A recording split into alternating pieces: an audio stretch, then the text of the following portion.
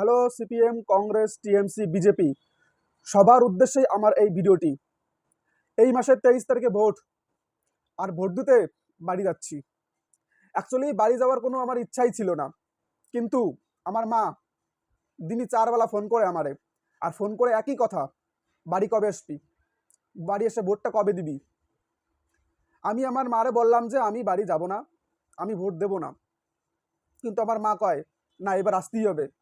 জানি না কিটা আমার মার কানে ফু দিয়ে গেছে যে যদি এইবার ভোট না দাও তাহলে পরে নাম কাটা যাবে।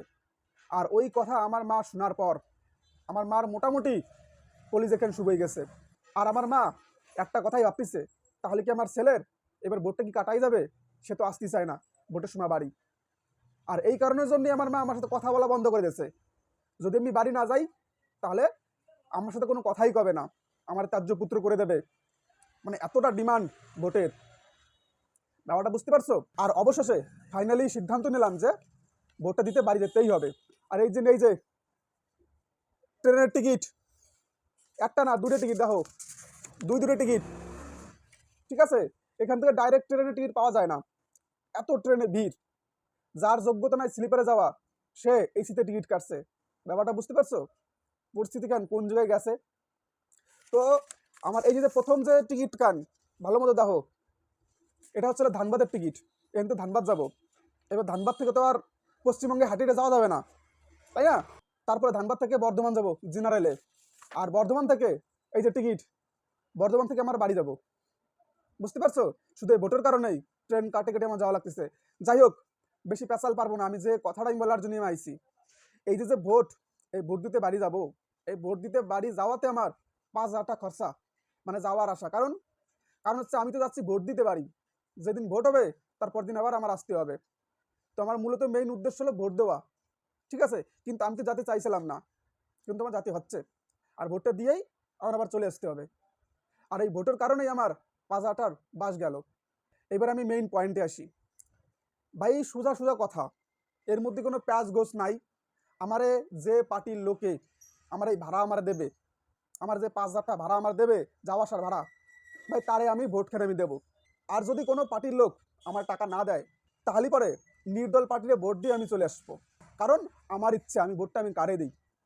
আমি আমার লোকসান করে আমি যাচ্ছি ভোট দিতে, সরকার গঠন করতে, তাহলে আমার ইচ্ছে মতো আমি ভোট খেয়ে আমি দেবো।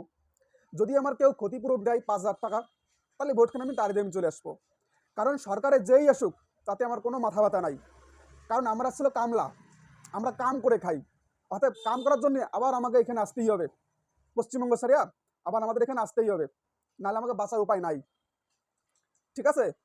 তো এই যে আমি আমার ফোনপের কিউআর কোড দিয়ে দিলাম, যদি আমার যাওয়া আসার ভাড়াটা দিয়ে দাও তাহলে আমি ভোট আমি তারে দিয়ে দেবো। আর আমার মেসেঞ্জারটা নক করে দিও যে ভাই আমি এইখান থেকে টাকাটা দিলাম, তো আমারে ভোটখান দিয়ে দিও।